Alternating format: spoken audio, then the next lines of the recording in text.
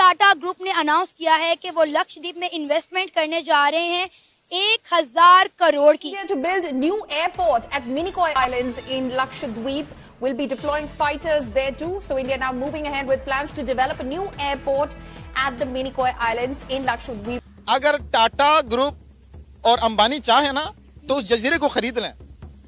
उनमें इतनी सख्त है, उनमें इतनी हिम्मत है, उनके पास इतना पैसा है कि वो मालदीव को ही खरीद लें। लक्षद्वीप में टाटा ग्रुप 2 ताज ब्रांडेड रिजॉर्ट बनाने जा रहा है अरबों रुपए का। विद इन 2 डेज में टाटा ग्रुप ने बिल्कुल ट्वीट भी कर दिया और सारी तैयारियां भी कर दी हैं और पूरा स्केच भी बना दिया है और जगह भी उन्होंने अलॉट कर दिया है। आपकी मिट्टी को कोई देश को गाली दे तो आपको उतना दिल नहीं दुखता, लेकिन आपके रिलीजन को कोई बुरा और भला बोलेगा तो आप तलवार निकाल लें। चाइना भी परेशान हो गया, पाकिस्तान भी परेशान हो गया और मालदीव्स की तो हालत ऐसी हो गई है कि अब उसको समझ में नहीं आ रहा है कि नंगा खाएगा क्या और निचोड़ेगा क्या। 2004 के अंदर सुनामी में मालदीव तबाह हो चुका था, बर्बाद हो चुका था।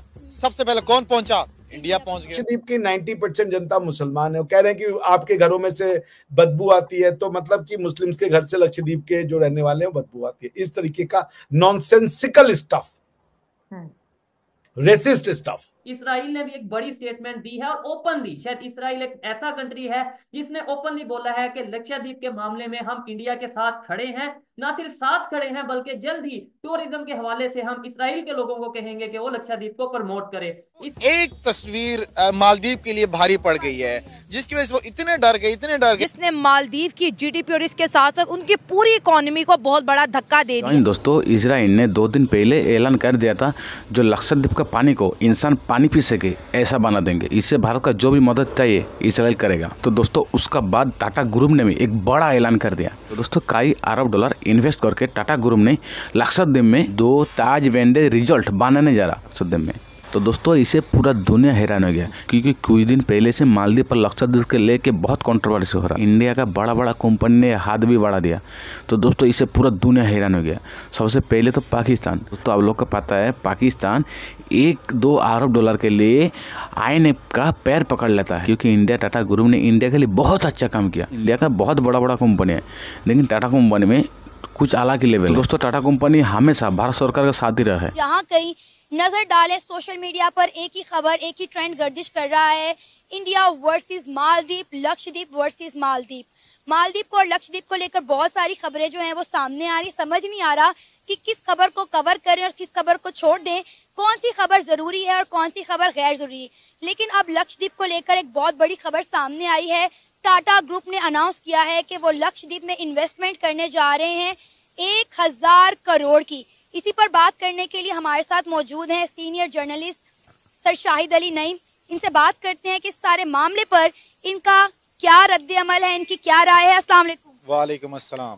सर, सबसे पहले बहुत शुक्रिया कि आपने अपना कीमती वक्त निकाला हमारे इस प्रोग्राम में अपनी कीमती राय का इजहार करने के लिए। सर, ये जो इस वक्त जंग छिड़ी हुई है मालदीव वर्सेस इंडिया, क्या कहेंगे आप इस जंग को लेकर? क्या मालदीव इस कंडीशन में है कि इंडिया के साथ इस जंग को जो है वो बर्दाश्त कर सके?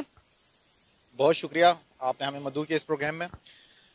देखिए जी, मालदीव की बात करें तो मालदीव कोई बहुत बड़ा मुल्क नहीं है। ये तो एक जजीरा है, चारों तरफ पानी, बीच में छोटा सा एरिया है। लेकिन वहाँ के सदर जो 1 साल पहले हुए इलेक्शन में जीते थे, मुइज़ून का नाम है, मोहम्मद मुइज़ून का नाम है।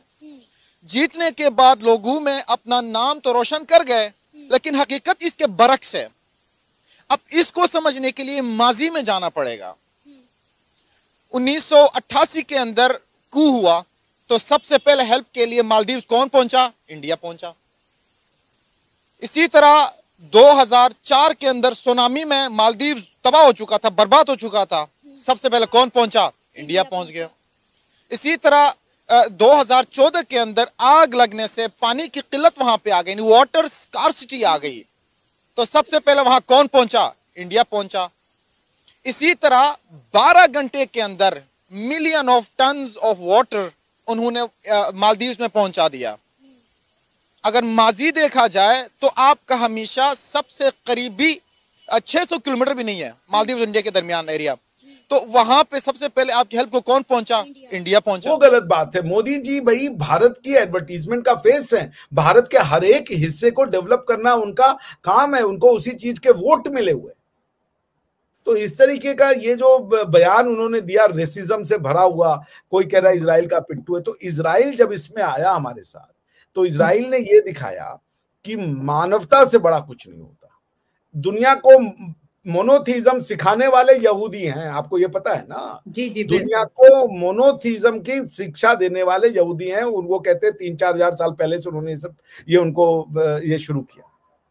और दुनिया में आज भी पॉलीथीज्म को प्रैक्टिस करने वाले इंडियन है। मोनोथीज्म और पॉलीथीज्म का ये मिलाप है, ये इसी को ह्यूमैनिटी कहते हैं। इससे सुंदर कुछ नहीं हो सकता। इजराइल को आप चाहें तो गाली दें रोज 4 बार, या मैं इजराइल में जाके आया हूं, वहां पे अरब मुस्लिम्स भी रहते हैं और बड़े खुशी से रहते हैं, ताल ठोक के रहते हैं। तो आप उसी दोस्त के साथ आप दुश्मनी निभा रहे हैं।